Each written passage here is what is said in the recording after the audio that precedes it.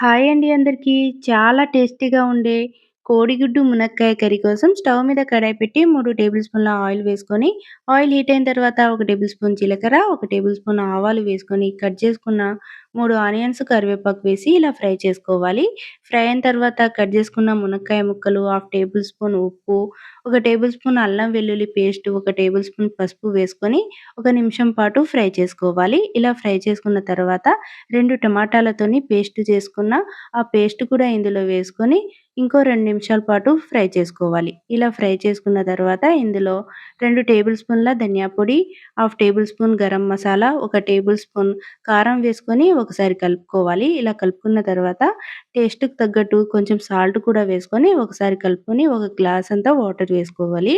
ఇలా ఉడుకుతున్నప్పుడు ఉడికించిన గుడ్లను కూడా ఇందులో వేసి మంచిగా దగ్గరకొచ్చే వరకు ఉడికించుకొని లాస్ట్‌లో కొత్తిమీర వేసుకొని రైస్‌తో తింటుంటే చాలా టేస్టీగా ఉంటుంది. So, compulsory